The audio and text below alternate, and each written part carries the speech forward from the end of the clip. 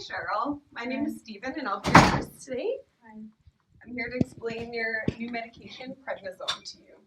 Hey, can you please tell me your name and date of birth? Cheryl Montgomery, August 4th, 1981. Perfect. Have you been on any previous medication for rheumatoid arthritis? Not that I've been prescribed. And any other medications or herbal remedies that you take? Ibuprofen. Ibuprofen, okay. Do you have any history of allergies? Not that I know of. Not that you know of? Perfect. History of diabetes or hypertension? No. Okay. Has your doctor talked to you at all about being on prednisone? Not really. Okay. Well, it's a corticosteroid and it mimics cortisol that's naturally produced in the body, which deals with stress and blood glucose concentration and your immune system suppression and metabolism. So we'll talk a little bit about the immune suppression later, but that's a major thing that we're going to have to get you to monitor. The corticosteroid, it doesn't fix your rheumatoid arthritis, but it will help with your major symptoms that you have. So your inflammation is a big one. So it'll decrease that swelling for you, and you should notice a difference in 3 to 4 days after starting the medication. Will I be able to use my hands a little bit more? After that 3 to 4 days, you should see a decrease in the swelling. And if it's not working for you, you're not noticing any differences, it's best to contact your doctor right away and he may prescribe you something a little different or a different dose. That's something that you guys will have to discuss based on your symptoms. Right. It's important to take this medication in the morning with some food. It helps metabolize the drugs and it's better for absorption. Medication can cause an ulceration, which is pretty much like a canker sore in your stomach. But taking that food to help reabsorb and metabolize the medication will definitely help with that. Right. So it's really important to be eating that medication in the morning. Does it matter what type of food that I take with it? You want to kind of keep it down to simpler foods. So like a piece of toast or things that are really complex so that your body can break it down. So instead of having jambalaya with all these different things in it, keep it to crackers or some toast, something like that. Okay. And you really want to avoid grapefruit juice because it alters the therapeutic effects of prednisone. And you also want to avoid caffeine. So are you someone who drinks coffee in the morning? Of course. You love coffee too? Yes. Okay. Even decaf if you don't want to cut out coffee entirely, or teas. Lots of teas have a little less caffeine than coffee does. Right. If you do miss a dose, if you're taking it at 9 o'clock every morning and you miss that dose, as long as you can take the dose you missed 4 hours prior to that 9 a.m., you can take it. And if not, it gets a little bit too close and then you're overdosing on that drug. So then just miss that dose for the day. Is that going to make me really sick if I'm in between that 4-hour window? It wouldn't make you sick. Not taking it with food may make you a bit nauseous. Okay. You could notice an increase in symptoms maybe in that window period. All right, Cheryl, so when on this medication, just like most medications, there's always some adverse effects and things that you want to be watching for. Okay. Not immediately, but within the first few weeks, you may notice some indigestion and insomnia, increased appetite. In the long term of taking this drug, you may experience some depression, confusion, euphoria, so like heightened feelings.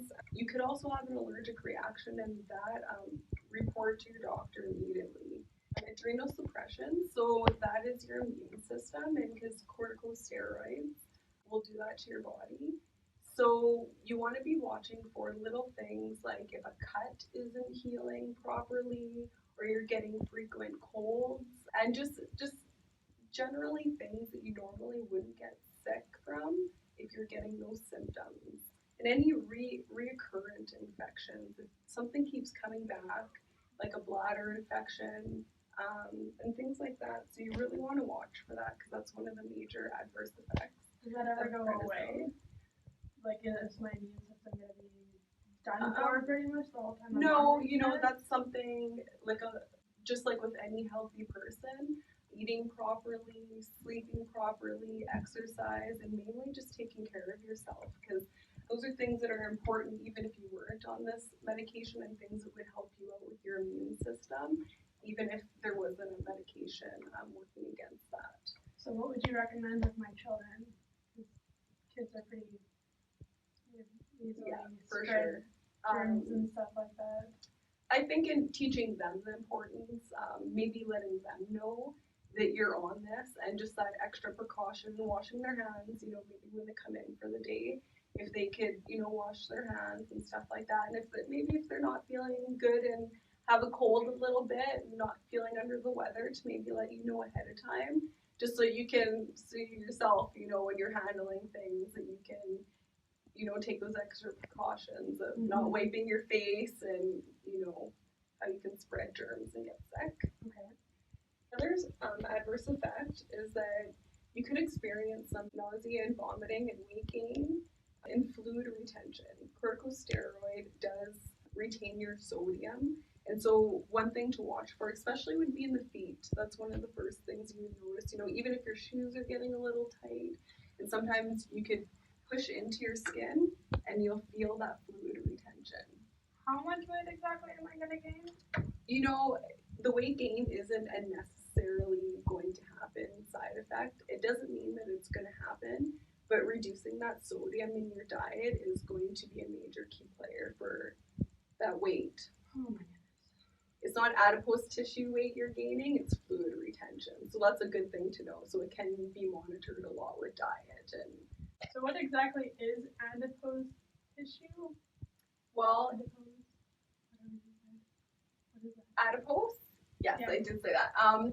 It's kind of a fancy word for fat tissue. Okay, another thing you might experience is hypocalcemia. So that's when calcium will be leached out of your bones, and they recommend you taking a vitamin D and calcium supplement for that. And as long as you have that extra calcium coming in and it's balanced, it's not something that you should have to worry about.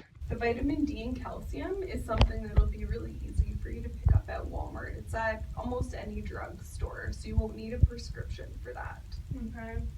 Again, one of those scary side effects, but it doesn't necessarily mean that it's going to happen. The earlier symptoms, like I said, you may experience insomnia and restlessness, and that could happen later on throughout you taking your medication long term as well. And that's another thing, just with sleep hygiene, and knowing what works for you. Sleep hygiene. Sleep hygiene. I know it sounds like keeping sleep clean, right? So, and it kind of is a little bit. So with sleep hygiene, it would be like making a routine before you go to bed. Some people like hot shower before they go to bed. That helps. Wearing an eye mask, making sure all the lights are out. Those timers on your phone. Or messages that may pop up, and just to put all those things on silent, and make sure you have your comfy pillows with you, and things that that'll help you sleep better at night. Warm glass of milk works for some people. So we did talk a little bit in the beginning, and I did ask you if you have any allergies to anything, and you had said no. Do you know what it might look like when someone experiences an allergy? Even someone who's allergic to dogs or outside. All I can think about when somebody has an allergic reaction is those commercials where they fall down on the ground and can't breathe, and then you just stab them with that pen. Well, that's an anaphylactic shock. That's one of the most severe allergic reactions that can happen. Okay. Well, if you start feeling like you're having any of those symptoms, like the ones you've seen on TV, that's a sign to get direct, immediate medical attention. Have the person closest to you phone 911 if you're having your throat closed, feeling closed or swellingness, or if you're sweating a lot, if you're having a severe headache, anything like that where you feel like you're going to need some medical attention, make sure you get the closest person to you to phone 911 and take care of that. With an allergic reaction, some people experience like a sort of a hotness and flush in the face. You can break out in a rash. Have you ever heard of hives before? Oh, yeah. Okay, so you know what that is, and that's one of those things to look for in an allergic reaction. Some things you can monitor daily for yourself is that weight gain, which is the DMS, so it's the fluid retention, not the adipose tissue. And so at edema, again, around your ankles, that's one of the first places that you're going to see that. Okay. If you're having any problems or changes in vision, even if it's slight, if you're like, my prescription isn't working anymore, or if you just notice any changes, that could be one of those reasons why. Okay. So just watch for that and be aware of that. Excessive urination. So if you're going to the bathroom quite frequently.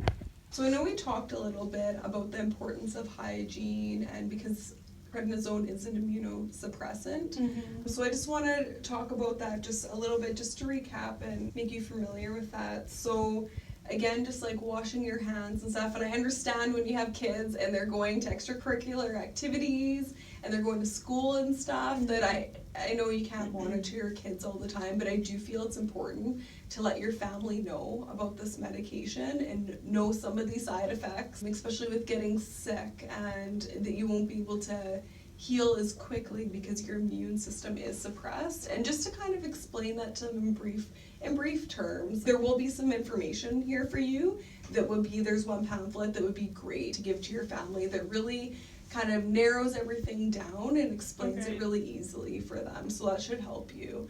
So if I just want to wake up one day and I don't feel well, am I just supposed to come into the doctors assuming that it's from the immunosuppression? Well, it will, so if it is because of the immunosuppression, it will mean that you have, for example, caught a cold, but you just, and without this drug, you could still get sick, right? Mm-hmm. Like, this isn't, this drug isn't going to make you get sick. It's just gonna make it harder for your body to fight off things that you come into contact with. So say if you have that cold and you're feeling those symptoms, and sometimes you can feel when it's gonna be a really bad cold, and just that feeling. And if you think it's something that's gonna progress onto something that's gonna compromise you going to work if you are working, or just day-to-day activities, then definitely go and see your doctor and just monitor it. Within the first 24 hours, if it gets progressively worse, go see your doctor and talk to him about it, and make sure you let him know the medication that you're on and if you're taking anything else at the time, because again, that can all come into play of how the drug works and different adverse effects and interactions that it could have. Do you and your husband have any future plans for having children? Not in the works, but it wouldn't be something that we would disregard completely. Okay, and are you on birth control? No. You're not right now? Okay, No. That's something that you'll definitely want to ever being on or talk with your husband. Prednisone can cross the placenta, so there is potential damage that can be done to the fetus. Okay. If you do miss a dose of your birth control, consider taking a pregnancy test, and if you are pregnant, go into your doctor right away, and especially during that window of when you start taking your birth control to when it starts being fully effective. Mm-hmm. You may want to take one every month and just make sure. Okay. And if you guys are planning on getting pregnant, I know you said that in the future that may be a possibility. Yeah. Also talk to your doctor about that, because your medication will be a big factor. And doctor, I want to talk to you about other treatments if you want to get pregnant. All right. I just want to recap some of the things we talked about. When do you plan on taking the medication, and why is it important to take it at the same time every day? I have to take it in the morning with breakfast and not grapefruit juice, and not highly caffeinated beverages. It's important to take it at the same time every day so it works better. Perfect. And what do you do if you miss a dose? You said up to 5 or 4 hours that I can take it, and if it's in a shorter amount of time, then I just wait for my next dosage. Yeah, so say if you're taking it at 9 o'clock every morning, if you remember that missed dose 4 hours prior to 9 o'clock, 9 a.m., then you can take it then. And if it's past that and it's within 4 hours of your next dose, then you just want to skip that dose and take your one at 9 o'clock. What kind of reactions or what things do you think would happen that you would seek medical attention? Something about poking a finger in my leg. Oh, edema. Yeah. And then if I break into like rashes or Yes. hives, like an allergic reaction Yeah. to it. Definitely. If I get sick, if I'm sick for like an abnormal amount of time or it just doesn't seem to be getting better, then I have to come in and talk to the doctor. Yeah, so like any of those wounds that just aren't healing that you're monitoring. Yeah. Okay. Things like that. And also if you think that you may be pregnant, right? Or that if you get that positive pregnancy test, that's definitely a time when you'll want to go in and see your doctor. Or if your medication's just not working for you. Or if you have any other questions or concerns, I mean, the doctors are there for you, the nurses are there for you as well. So any concerns that you have. So I do have these pamphlets and some information for you to take home. There's lots of resources available to you and your family as well. There's support groups, there's HealthLink is another good one to call, especially if you're not able to make it into the hospital right away. I know you do have children, you do have a busy schedule, and they can answer any questions just within a phone call as well, so it's pretty convenient. And there's also a pamphlet containing the information about the drug as well, and that information that you can share with your family. So please feel free to contact us if you have any questions or concerns. I know this is a really hard diagnosis for you. You're doing really well and you're not alone, and there is lots of help available for you. Thank you, I really appreciate it. You're welcome. All right, Cheryl, these are for you. Thank you. And I'll show you to the door. Thank you. You're welcome.